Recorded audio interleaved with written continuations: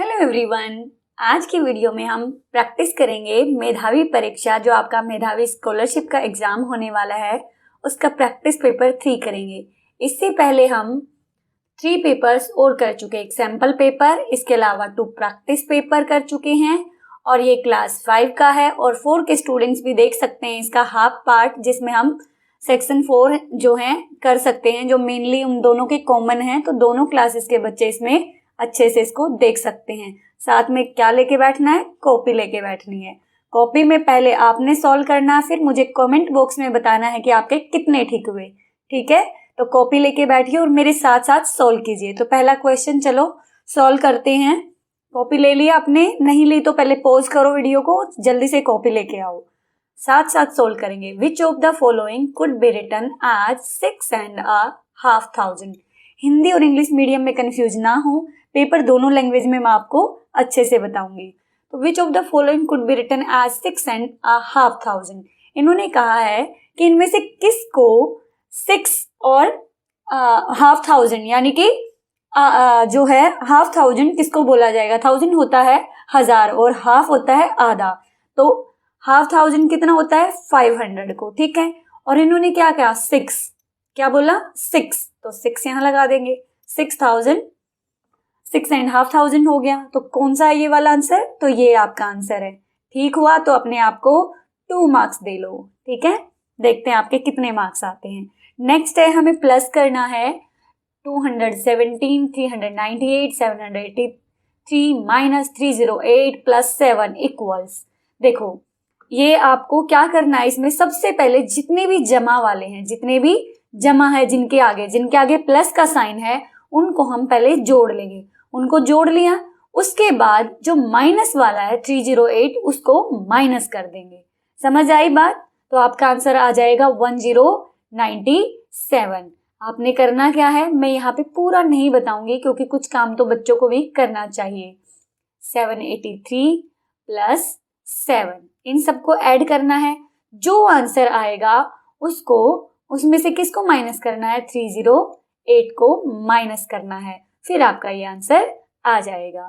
ठीक है, नेक्स्ट पे चलते हैं। अ ट्रेन लीव्स टाउन पी। एक ट्रेन है जो पी टाउन को छोड़ती है एट 12:05 PM 12:05 पर वो पी टाउन से चलती है एक तरीके से। Eight what time will it reach town Q. देखो एक ट्रेन है, पी से चली है, क्यू पे पहुंचेगी, कितने बजे चली है 12:05 पे, पीएम पे। पीएम कहते हैं दोपहर के बाद का जो टाइम होता है हमारा, जो दोपहर में होता है, एएम रात वाले के लिए यूज करते हैं। At what time will it reach town Q, कब पहुंचेगी ये ट्रेन यहाँ से क्यू पे।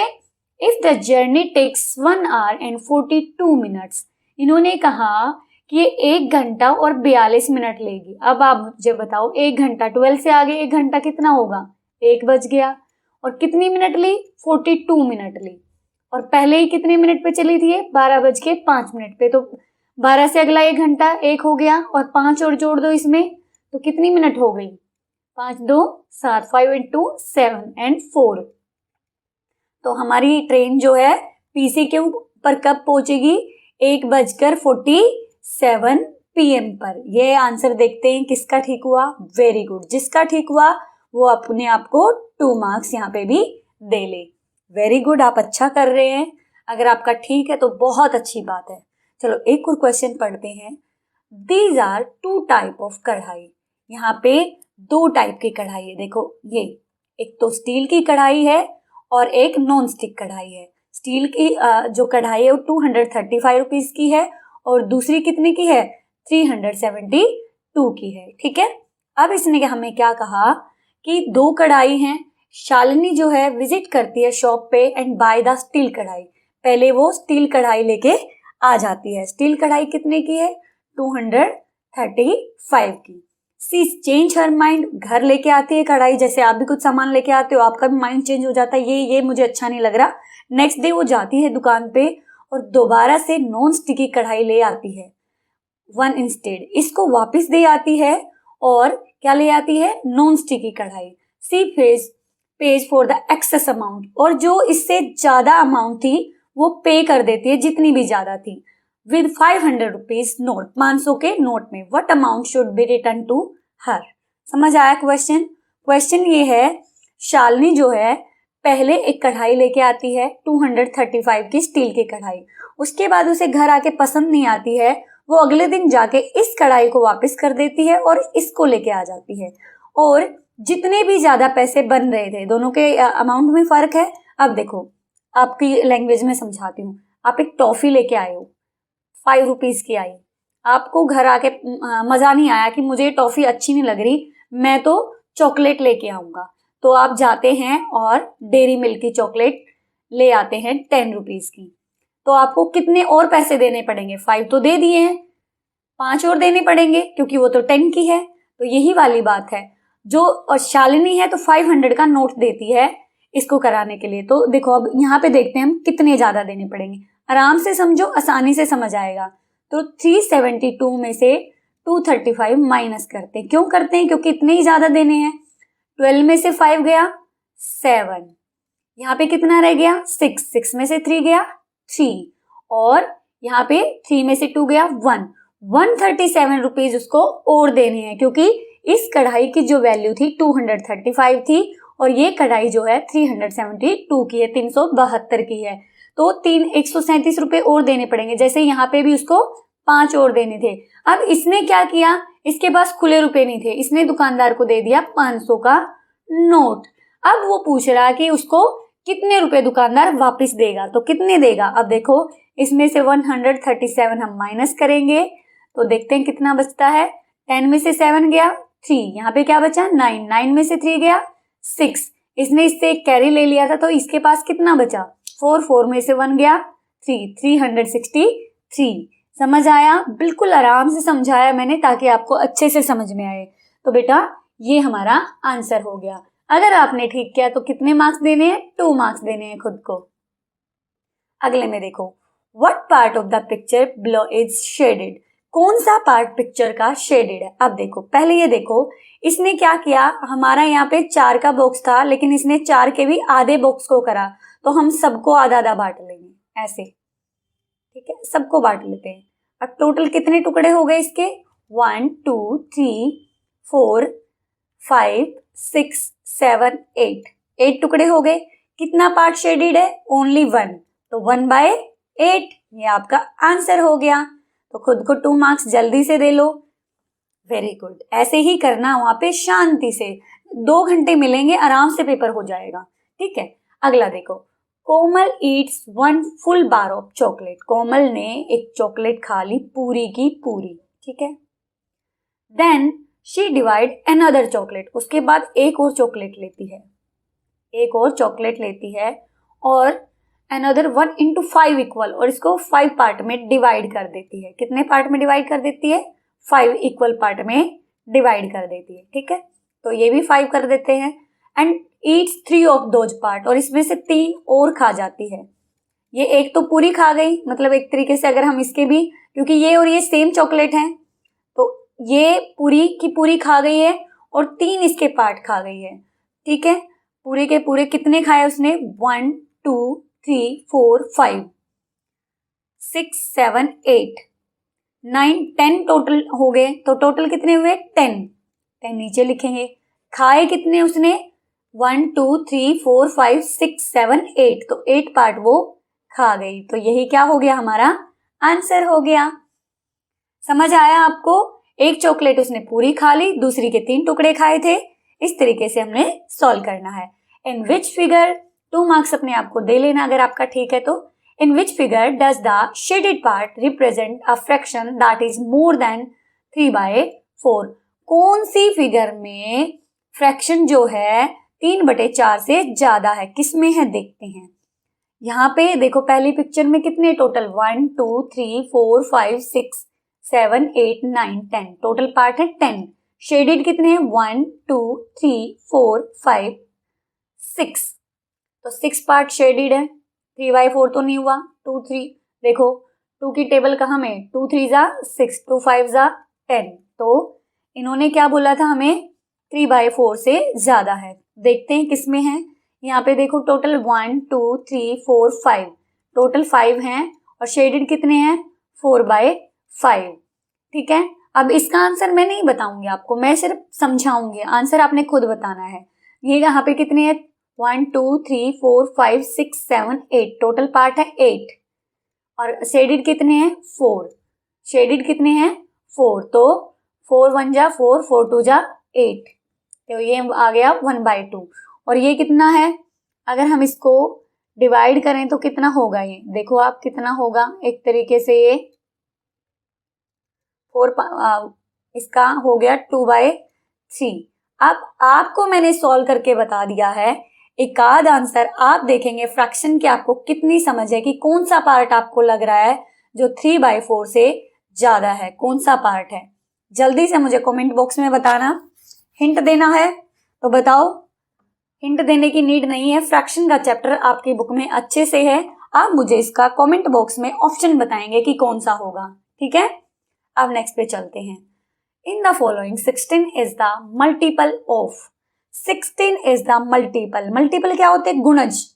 जैसे 4 के मल्टीपल कौन कौन से होंगे, 4 के मल्टीपल कौन कौन से होंगे, 4 8 12, इस तरीके से बढ़ते जाएंगे इसके मल्टीपल।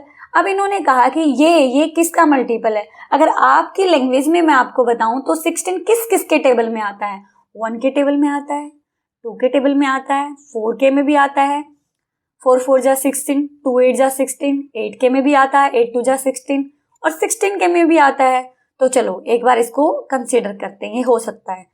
अब देखो यहाँ पे 10 के टेबल में 16 आता है, नो मैम, तो ये तो ऑप्शन गया। यहाँ पे 3 के टेबल में आता है, नो मैम, तो ये भी ऑप्शन गया। और 3 5 और 8 यहाँ पे 3 के टेबल में भी नहीं आता, 5 के टेबल में भी नहीं आता, तो ये भी ऑप्शन गया। तो आंसर आप कमेंट बॉक्स में बता दो मुझे, बच ही गया कौन सा, ए बच गया। अब अगला देखते हैं, आगे हमें एक दी है ग्रेटेस्ट नंबर ऑफ 5 डिजिट, ये क्या है 5 डिजिट का ग्रेटेस्ट नंबर है और इसमें 0 ऐड करना है। एक बात बिल्कुल ध्यान से समझ लो, किसी भी नंबर में अगर 0 ऐड करते हैं, किसी भी नंबर में अगर 0 ऐड करते हैं तो वो नंबर खुद ही आ जाएगा। जैसे मैंने 2 में 0 ऐड किया, अब मान लो आपके पास 2 चॉकलेट और मैंने ना आपसे एक भी ली ना आपसे एक भी दी, ठीक है, तो क्या बचा, आपके पास 2 की 2 बची। तो ऐसे ही बड़ी डिजिट में होता है, मैंने ना आपसे एक भी ली ना आपको एक भी दी, तो आंसर कौन सा हो गया, सेम यही हो गया। ठीक है, इस बात का ध्यान रखना है। अब आ गए हम 10 पे, यहाँ पे भी 2 मार्क्स दे लेना अपने आप को। Surjit has rates 50,000 in her bank, Surjit जो है उसके बैंक में 50,000 यानी कि 50,000 रुपए हैं। हर हस्बैंड चरण सिंह हैज 35,682, 35,682 रुपए जो है उसके बैंक में है चरण सिंह के। What is the total amount in both the account, दोनों के अकाउंट में कितना पैसा है, तो दोनों के अकाउंट में जो पूछा तो क्या करेंगे, तो हम प्लस करेंगे, प्लस करेंगे तो क्या आंसर आएगा, जल्दी से बताओ, आ भी गया होगा आपका। तो ये देखो क्या आंसर आया हमारा, ये वाला आंसर आया। ठीक है, 85,682। अब आ गए हम रीजनिंग पे। मैथ्स में कितने बने मुझे कमेंट बॉक्स में जरूर बताना, कितने मार्क्स बन रहे हैं आपके, कितनी तैयारी चल रही है आपकी। नेक्स्ट में देखिए, out of the given answer figure which is the correct one two replace the question mark, question mark को हमने रिप्लेस करना। देखो हमने यहाँ पे ध्यान से देखना है, पहली फिगर क्या है 1 2 3 4 5 6, 6 है इसमें टोटल साइड और इसकी एक फिगर जो है अंदर है और उसकी एक साइड गायब है। यहाँ पे फिर 5 आ गई, 5 साइड की आ गई, यहाँ पे फिर 4 साइड आ गई, तो यहाँ पे क्या आएगा 3 साइड आएगा। ठीक है, और उसके अंदर एक जगह से वो ओपन होगी, तो ऐसी कौन सी है, मतलब देखो 3 साइड वाली फिगर आएगी क्योंकि एक एक कम होती जा रही है, और फिर दूसरी क्या होगी, सभी खुली हुई एक साइड से, तो ये भी खुली होगी, तो ऐसी कौन सी फिगर है, डी वाला, तो यही हमारा ऑप्शन हो गया। अगला है choose the figure which is different from the rest, जो डिफरेंट है इनसे वो कौन सी है। अब देखो 1 2 3 4 5 है और 5 इसके ऊपर क्या है, ये इस तरीके से तिल्लियां हैं, तो ये हो गया। उसके बाद ये 3 है, 3 इसके ऊपर तिल्लियां हैं। इसके बाद यहाँ पे ये 4 साइड है, 4 की 4 इस पे तिल्लियां हैं। इसके बाद 1 2 3 4 5 6 है और इसके ऊपर भी 6 है। लेकिन ये फिगर, और एक बात देखना, इनकी सबकी साइड जो है इक्वल है, लेकिन यहाँ पे जो साइड है वो इक्वल नहीं है, और यही हमारा आंसर हुआ। Choose the figure which is different from the rest. कौन सी फिगर है जो डिफरेंट है? अब देखो ये तीनों, मतलब इसका मतलब है कि तीनों के तीनों कॉमन है कुछ ना कुछ इनमें, इसमें भी, इसमें भी, इसमें भी और इसमें भी, सबके सब में है। लेकिन ये फिगर ऐसी है जिसमें तीनों को आपस में मिक्स नहीं किया गया है, तो यही हमारा क्या हुआ? आंसर हुआ। Choose the figure which is different from the rest. Choose कीजिए कौन सी अलग है। अब देखो यहाँ पे इन्होंने एक छोटी लाइन ली है, एक बड़ी लाइन ली है, ठीक है, फाइन। यहाँ पे सारी की सारी एक साइड में है, ये भी सारी एक साइड में है, ये भी एक साइड में है और ये भी एक साइड में है, लेकिन इसकी क्या है? ऊपर नीचे हो रखी, एक इधर है और एक इधर है, तो हमारा आंसर कौन सा हुआ? यही वाला हमारा आंसर हुआ।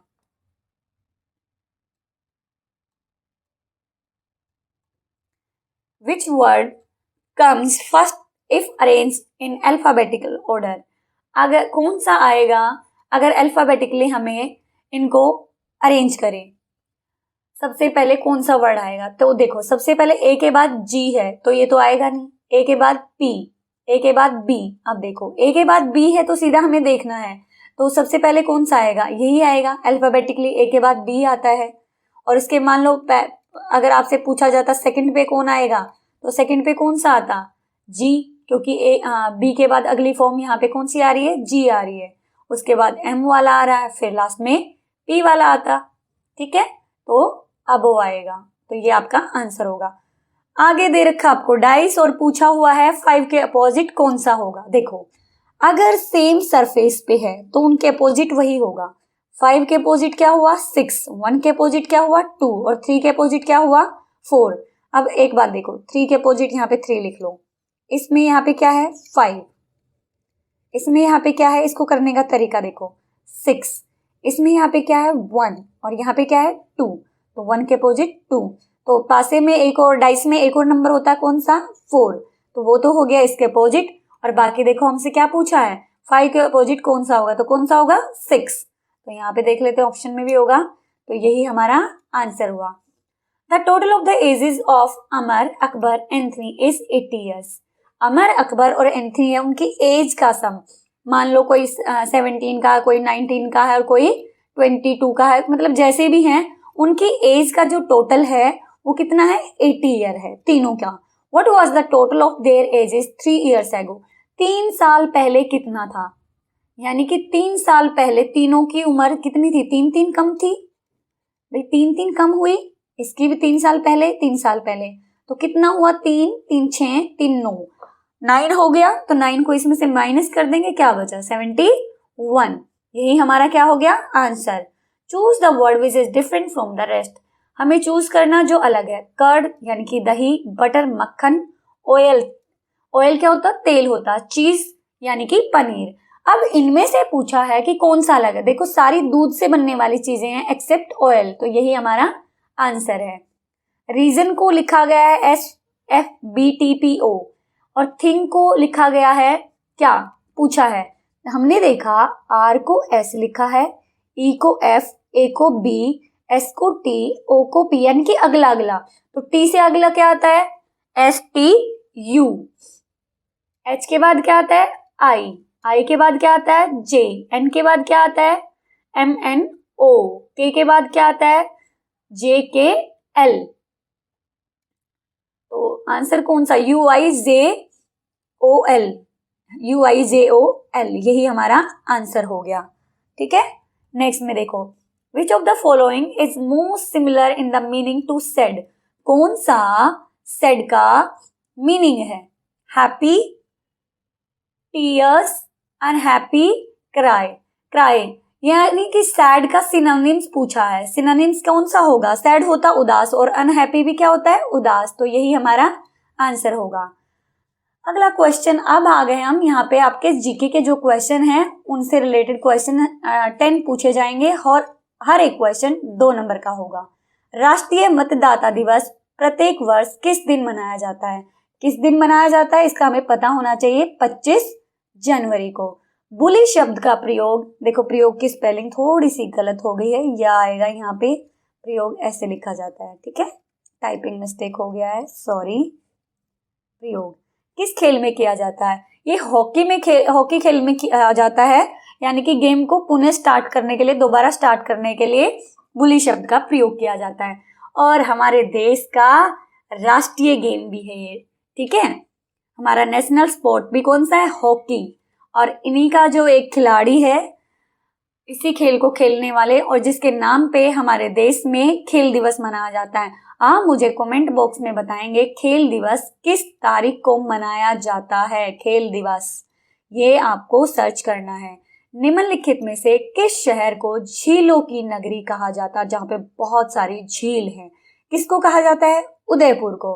उदयपुर कहाँ है? राजस्थान में। यहाँ पे कई सारी झीलें हैं, मेनली 7 जो झील हैं वो इम्पोर्टेंट हैं, तो इसको कहा जाता है झीलों की नगरी। और जयपुर को कहा जाता है गुलाबी नगरी, क्योंकि यहाँ पे एक राजा थे राम सिंह, उन्होंने जयपुर को पूरा गुलाबी रंग से रंगवा दिया था, तो इसीलिए जयपुर को गुलाबी नगरी कहा जाता है।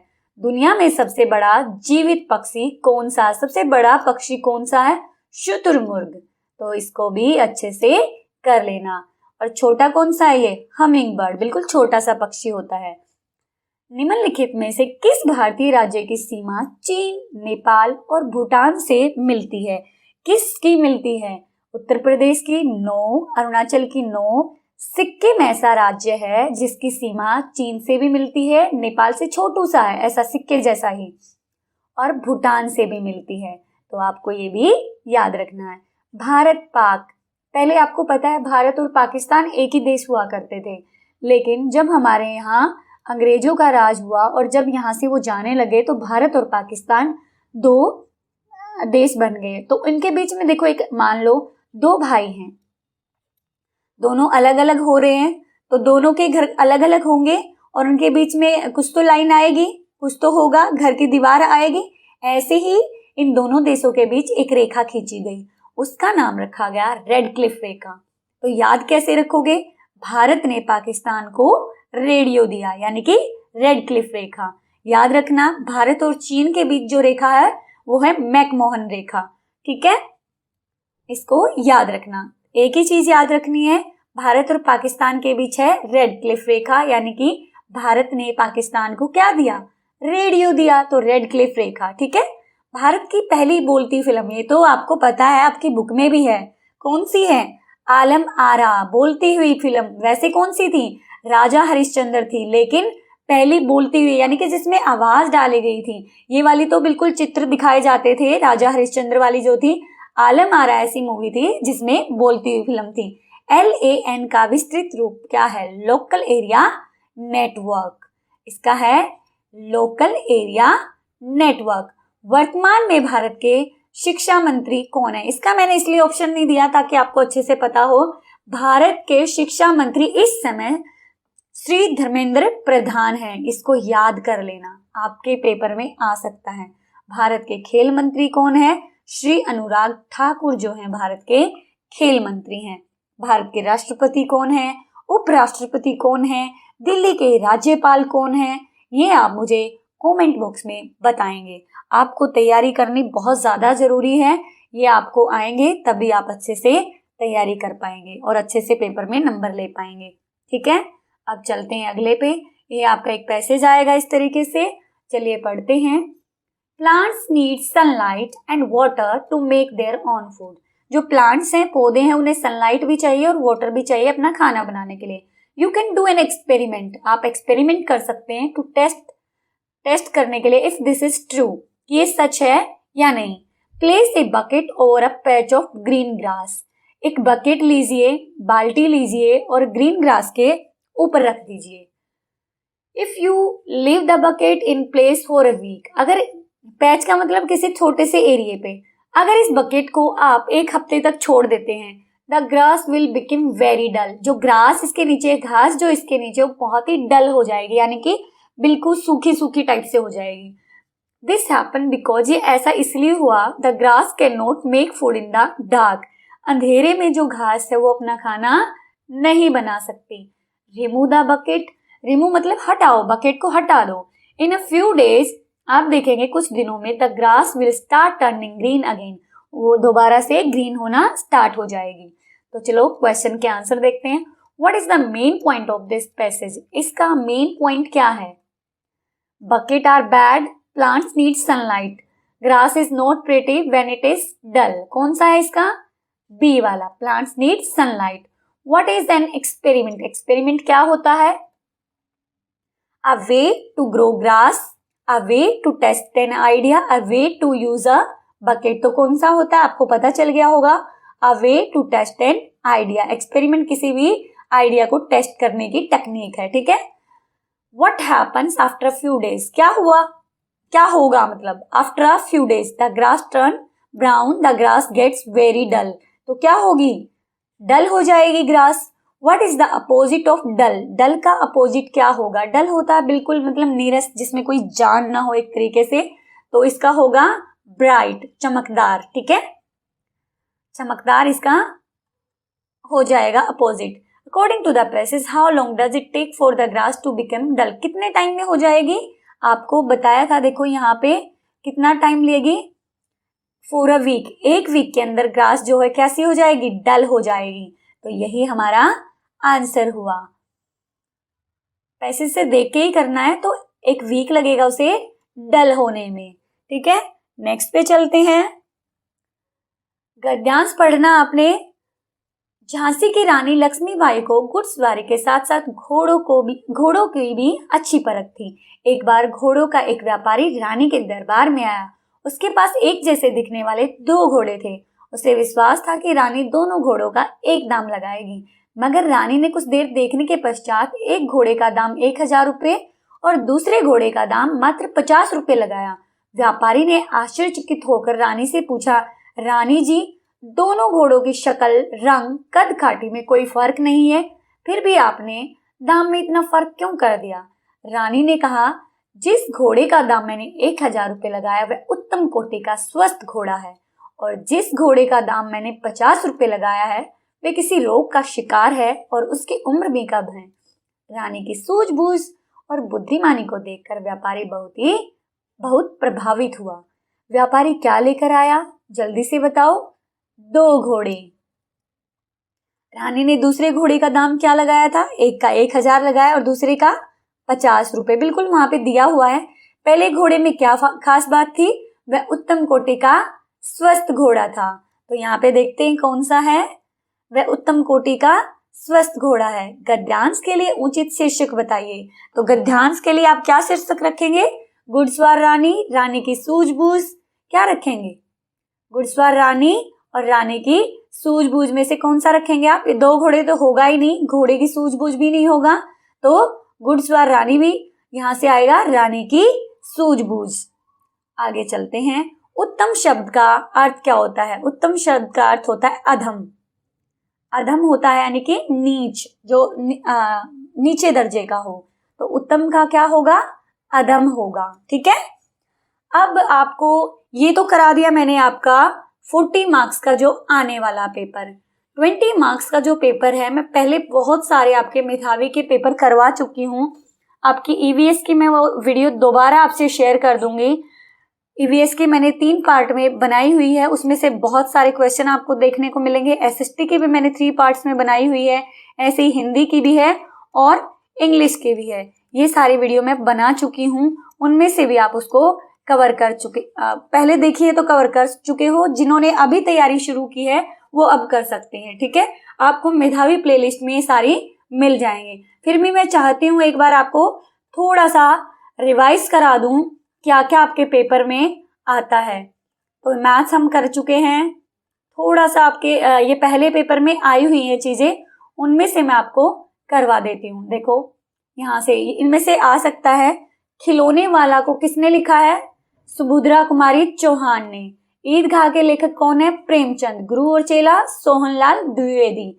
बाघ आया उस रात, नागार्जुन। ये बहुत ही इंपॉर्टेंट है, ये मतलब ये चारों में से कोई भी पूछा जा सकता है। स्वामीनाथन के दादा कौन थे? एक रोबदार सब मजिस्ट्रेट थे। आपको ऑप्शन मिलेंगे, कोई दिक्कत नहीं है ऑप्शन का, लेकिन आंसर तभी कर सकते हो जब आपको आता होगा। अकबर को पहरेदार की दखल अंदाजी क्यों अच्छी नहीं लगी? क्योंकि वो प्रजा से सीधा मिलना पसंद करते थे। ईदगाह ने कहानी में हामिद ने क्या खरीदा? चिमटा खरीदा। ज्यादा टाइम नहीं ले रही हूँ, सिर्फ रिवाइज करा रही हूँ। दुनिया की छत किसे कहा जाता है? तिब्बत को। अंधेरी नगरी की प्रजा राजा के मरने पर क्यों खुश हुई? क्योंकि वो मूर्ख राजा था, कसूर किसी का होता था, सजा किसी दूसरे को दे देता था। संज्ञा छाटो, मीना बहुत अच्छा गाती है। देखो, संज्ञा मतलब नाम, इसमें नाम क्या है? मीना। तो मीना ही क्या हो गया? संज्ञा हो गया। वह फुटबॉल खेल रहा है।